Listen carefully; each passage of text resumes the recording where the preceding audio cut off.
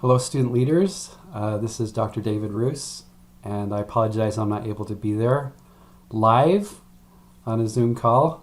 I guess that's live, but I appreciate the chance to record this brief video to just highlight a few principles relating to leadership. I only have 10 minutes, so there's not a lot that I can do, but I want to give you a high-level view of my perspective of how leadership models have evolved, as well as pointing out a few that I think would be useful for you. So of course, I would be remiss if I didn't point out, the best leader out there from The Office, Michael Scott, if you've seen The Office. I love this quote where he said, "Would I rather be feared or loved? Both. I want people to be afraid of how much they love me." I think that is a good goal for leaders. But what is leadership? So in basic terms, it's the art of motivating a group of people to act towards a common goal. Pretty basic definition. To look at leadership theory, I'm just going to give you just a few examples for you to think about, to be aware that there are theories out there. There's models of how leaders behave and how they come to be. The first model from years ago, I'm not sure when this was, but in the early 20th century, was the great man theory. This was the belief that great leaders are just born that way, that they have these innate traits that help them to lead. Of course, this is a picture of Napoleon, who was considered a great leader, and that they can arise to the occasion when needed. Another model was the transformational leadership model. This was one that, when I heard this in my classes, in my MBA program, I especially liked, because it speaks to the idea that as a leader, you can inspire others, you can inspire them to great action, to follow your cause, to accomplish your goals. We can think about how this is played out in the world. Of course, this is a picture, I think his name's Aragorn in Lord of the Rings, where he inspired, his followers to go against the orc. But I think great leaders have inspired their followers to do similar things, to go into battle or to do something that has been monumental. Servant leadership is a more recent model. This is one that came to be within the last 10 to 20 years, where you consider yourself more as a servant of your followers, of your staff. It's really high into listening, the empathy, walking in someone else's shoes. You can see the healing, that servant leaders care about the well-being of their followers. Awareness, that you're attuned to the context of others, and then persuasion.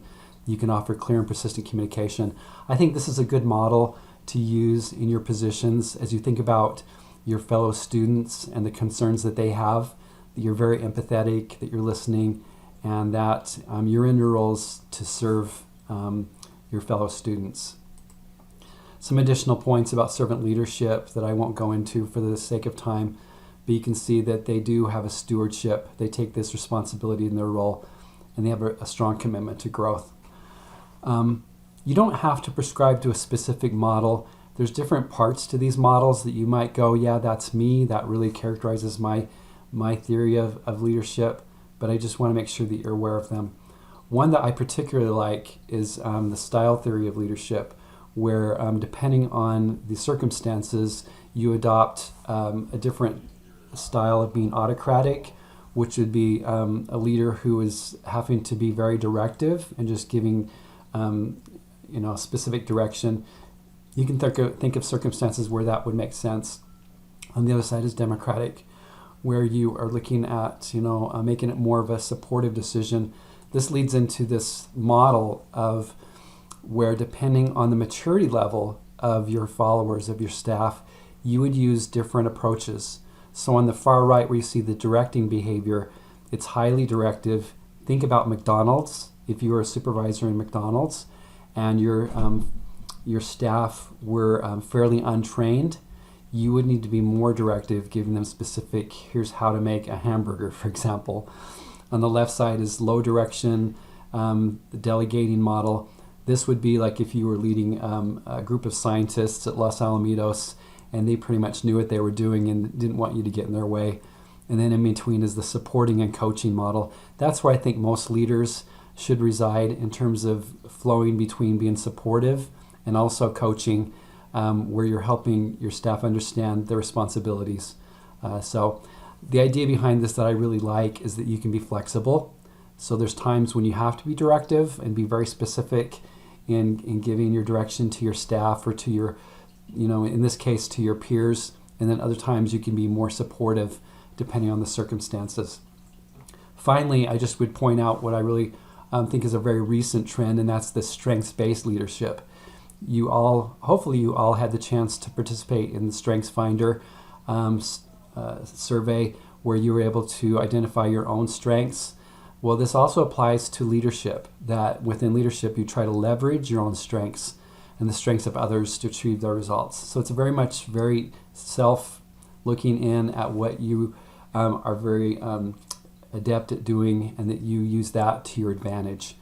The advantage of this, of course, is that it's recognizing that every person has a certain number of fixed character attributes. There's results that tend towards certain skills. If you think about your peers, and even those on the Zoom call today that you could probably look around and know that each of you have different skills that you bring to the table. And so as the SGA president, for example, could look at who he's working with and take advantage of who his strength is with input, for example. If they're a strong input person, then that could be the person that helps them do the research.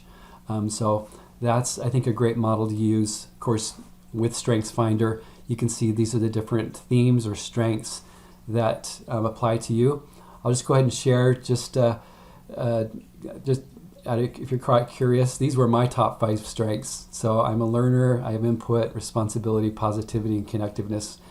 And so, in my role, I try to take advantage of those strengths of being positive and getting input and so forth.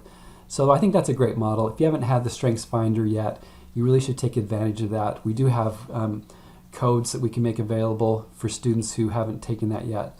I went ahead with my staff, and we did, this is from a year ago, at least, maybe more than a year ago, where our staff in Utah did this, and we looked at what our different strengths were. It was really helpful for us to understand each other better and to know why sometimes we might have a little bit of conflict, or sometimes when we had a hard time understanding each other's perspectives because we had different frames of reference.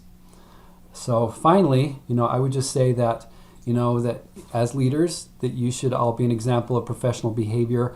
This is a huge topic here at the medical school, all medical schools, that it's something that we try to really focus in on, because you're going to be the ultimate examples in your communities, that they'll be turning to you for what professionalism even looks like. Also having emotional intelligence, don't have time to really get into that today, but recognizing that if you can respond to different conflicts and different challenges while you're going through in your leadership roles, if you can do so without becoming too emotional, you're going to find that students may be critical of some of the decisions that you make, and you might just need to be able to respond in a way that's not emotional, that you can brush them off and respond to them in a more objective way. So I think that's really important. Because you are going to get critical feedback. Students, you're never going to completely please everyone with what you're doing. Also being aware of your own biases and stereotypes. That's so important. We're coming to better understand, implicit bias and to realize that we all have biases that we bring to the table. So being very self-aware of what you have in terms of implicit bias and the way that you view the world. So treating others with respect, kindness, all of those things you can model as our leaders. And I'm really excited to see what you accomplish this year. And I appreciate the chance to share this. Again, just a high-level view of some leadership models. Have a good rest of your sessions.